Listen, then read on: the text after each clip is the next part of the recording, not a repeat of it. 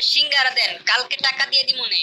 কি রে প্রেমিস, তুই আমাদের কলেজে পড়ালেখা কইরা তুই ফুটপাতে এসে 20 টাকা সিঙ্গারা খাইতেছস, তাও আবার বাকিতে? আহারে, তোর জন্য আমার অনেক কষ্ট হয়। আচ্ছা চল তুই আমার সাথে, আমি তোরে আজকে একটা 5 স্টার হোটেলে নিয়ে খাওয়ামু। প্রিমিস গরিব হওয়ার কারণে কলেজের ছেলেমেয়েরা প্রিমিসকে নিয়ে অনেক মজা করে, অপমান করে। আজকে কলেজের একটি বড়লোক মেয়ে বিলকিস প্রিমিসকে বাকিতে সিঙ্গারা কিনতে দেখে ফেলে, আর সেটা দেখে সে প্রিমিসের সাথে মজা নিতে থাকে আর অপমান করতে থাকে। প্রেমিস, মানলাম তুই গরিব ফকির, তো কি হয়েছে? আমার কাছে তো অনেক টাকা আছে, প্রতিদিন কুত্তারে খাওয়াই, আজকে তরে খাওয়ামু। আমি তোরে যেই রেস্টুরেন্টে নিয়ে যাইতাছি, এইটা তুই জীবনে চোখেই দেখোস নাই। বিলকিস প্রিমিসকে যে রেস্টুরেন্টে নিয়ে যাবে সেটার নাম শুনে প্রিমিস রাজি হয়ে যায়। প্রিমিসের কোনো ধারণাই ছিল না ওই রেস্টুরেন্টে যাওয়ার পর যে কি একটা ঝাটকা খেতে হবে, কারণ এই রেস্টুরেন্টের মধ্যে বিলকিসের বয়ফ্রেন্ড বসেছিল আগে থেকেই। বিলকিস, এই প্রিমিস তোমার সাথে কি করে? এই ফকিররে তোমার সাথে রেস্টুরেন্টে কেন নিয়ে আইছো? আজকে কুত্তার জায়গায় এই ফকিরনের পোলা প্রিমিস রে কি খাওয়াইবা নাকি? শান বেবি, এমনি নিয়ে আসছি ওরে। ওই দেখুক আমাদের মতো বড় লোকেরা কত দামি রেস্টুরেন্টে খাওয়া দাওয়া করি। ওই বুঝুক ওর কোনো ক্ষমতাই নাই আমাদের সাথে মিশার। ও যে কয় টাকা মাসে কামায় তত দিয়ে রেস্টুরেন্টে একবেলা খাবারও পাওয়া যাবে না। আচ্ছা, তুমি আমার এখানে এসে বসো, আমি ওয়েটারকে ডাক দিই। এই ওয়েটার, এদিকে আসো। এরপর ওয়েটার তাদের অর্ডার নেওয়ার জন্য আসে। আজকে আমরা প্রিমিসের জন্য স্পেশাল কিছু অর্ডার করব, জীবনে তো খাই নাই এগুলা। আরে প্রিন্স চৌধুরী সাহেব, আপনি এখানে? স্যার, আমি আপনাকে দেখি নাই, সরি স্যার, আমাকে মাফ করবেন।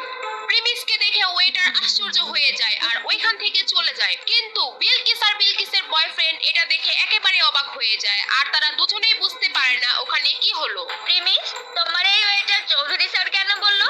তার মানে কি তুমি এই হোটেলে আগেও আসছো? খুব তাড়াতাড়ি সব বুঝতে পারবে। কিছুক্ষণ পরে ওয়েটার 50,000 টাকা দামের একটা কোল্ড ড্রিঙ্কস নিয়ে আসে ওখানে আর বলে, চৌধুরী স্যার, এই যে নেন আপনার ফেভারিট কোল্ড ড্রিঙ্কস। এত দামি কোল্ড ড্রিঙ্কস? এই প্রিমিস, এত দামি কোল্ড ড্রিঙ্কসের বিল কি তোর আব্বু দিব নাকি? এটা শুনে প্রিমিস একটু হাসতে থাকে, আর ঠিক তখনই ওয়েটার বলে, প্রিমিস চৌধুরী স্যারের বিল দেওয়ার কোনো দরকার নাই। মানে কি? হোয়াট? 20 টাকার সিঙ্গারা বাকিতে খাওয়া প্রিমিসের কাছ থেকে 50,000 টাকার কোল্ড ড্রিঙ্কসের টাকা ওয়েটার কেন নিচ্ছে না? ওয়েটার প্রিমিসকে চৌধুরী স্যার কেনই বা বলতেছে? কে এই প্রিমিস? জানতে চাইলে দিবস গেমিং এর ফুল ভিডিওটি দেখতে থাকুন। প্রিমিস খুব সাধারণ একটি ছেলে, সব সময় ময়লা সেলাই করা জামা কাপড় পরে কলেজে আসতো। প্রিমিস কলেজে পড়াশোনার পাশাপাশি একটি রেস্টুরেন্টে ফুড ডেলিভারির কাজ করে, সেখানে সে মাত্র 8,000 টাকার বেতন পায়। আর মজার ব্যাপার হলো, প্রিমিস যে কলেজে পড়ে সেখানে তার একটি গার্লফ্রেন্ডও ছিল, আর তার নাম হলো সুনাইরা। তো একদিন সন্ধ্যাবেলা যখন প্রিমিস তার ফুড ডেলিভারির কাজ শেষ করে বাসায় যাবে, ঠিক তখনই তাদের রেস্টুরেন্টে একটি অর্ডার আসে, আর তখন সেই রেস্টুরেন্টের ম্যানেজার প্রিমিসকে ডাকে এবং বলে, এই প্রিমিস দাঁড়াও, একটা খাবারের অর্ডার আসছে, এটা তুমি ডেলিভারি দিয়ে আসো। স্যার, আমার তো ডিউটির টাইম শেষ আর আমি এখন অনেক ক্লান্ত। কলেজ থেকে ফিরে এখনো কিচ্ছু খাই নাই। আমার কলেজের অ্যাসাইনমেন্টও বাকি আছে। স্যার, আপনি অর্ডারটা অন্য কাউরে দিয়ে ডেলিভারি করায় দেন। তোমার তো সাহস কম না, তুমি আমার মুখের উপর তর্ক করো। আমাদের বাকি ফুড ডেলিভারি বয়ের এখন বিজি আছে, এটা তোমারই এখন দিতে হবে। স্যার, এখন আমার খুব দুর্বল লাগতেছে, না হলে আমি ডেলিভারিটা দিয়ে আসতাম। আর এই অবস্থায় সাইকেল চালা যেতে হয়তো আমি পারবো না। তোমাকে চাকরি দেওয়ায় আমার ভুল হয়েছে। কোনো কাজ দিলে তুমি এমন ফালতু অজুহাত দেখাও। চাকরি থেকে বাদ দিলে তখন দেখা যাবে চাকরি কোথায় পাও। তুমি চালো আমার বাইকটা নিয়ে খাবারটা পৌঁছে দিয়ে আসো। আচ্ছা ঠিক আছে, আমি যাচ্ছি। প্রিমিস এই ক্ষুধার্ত শরীর নিয়েও খাবার ডেলিভারি দিতে রাজি হয়। যদিও তার কাজের সময় শেষ হয়ে গিয়েছে, তারপরেও ম্যানেজারের কথায় তার চাকরি হারানোর ভয়ে সে যেতে বাধ্য হয়। তাই সেই কথা চিন্তা করে রেস্টুরেন্ট থেকে খাবার নিয়ে বের হয় ডেলিভারি দেওয়ার জন্য। A few moments later. আরে কত সুন্দর বাইক! ইস, এরকম একটা বাইক যদি আমার থাকতো, এই বাইক দিয়ে সোনাইরাকে নিয়ে ঢাকা শহরের অলিতে গলিতে নিয়ে ওকে ঘুরতাম।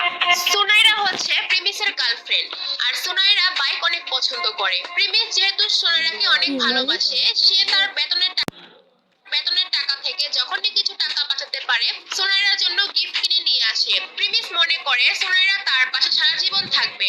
সোনাইরা প্রিমিসকে অনেক ভালোবাসে, এটাও সে মনে করে।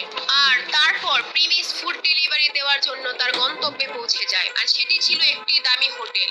হোটেলের ভিতরে যখনই রুমে নক করে, আর তখন ভিতর থেকে দরজা খুলে দেয় একটি মেয়ে। সেই মেয়েটি আর কেউ নয়, সেটি ছিল প্রিমিসের গার্লফ্রেন্ড সোনাইরা। আরে সোনাইরা, তুমি এখানে কি করতেছো? তোমার সকাল থেকে মেসেজ দিতাছি, ফোন দিতাছি, কোনো রিপ্লাই নাই। আচ্ছা ওয়েট, তুমি কি খাবার অর্ডার দিছো? আর তুমি হোটেলে কি করতেছো? তোমার বাসায় রাইখা দেখা? এই ডেলিভারি বয়ের সাথে তো কিসের কথা? আরে প্রিমিস দেখি আমাদের কলেজে পড়ালেখা করে সেই ছেলে এখন ফুড ডেলিভারি বয়। সুনাইরার সাথে এখন যাকে দেখছেন সে হচ্ছে রাসেল। প্রিমিসরা যেই কলেজে পড়তো সেই কলেজের ম্যানেজমেন্টের দায়িত্বে থাকা একজন বড় লোকের ছেলে। সেও ওই কলেজেই পড়ালেখা করে। সোনাইরা, তুমি এখানে কি করতেছো ওর সাথে? তুমি আমার মেসেজে রিপ্লাই দিচ্ছ না, ফোন ধরতেছো না, আর এখন তুমি এখানে বসে আছো ওর সাথে। সুনাইরার তখন আর কিছু লুকানোর থাকে না, তাই সুনাইরা বলে, তোর সাথে আমার ব্রেকআপ। তোর মতো ফকুন্নির ছেলেদের সাথে ওদিন রিলেশন করছি, এটা তোর ভাগ্য।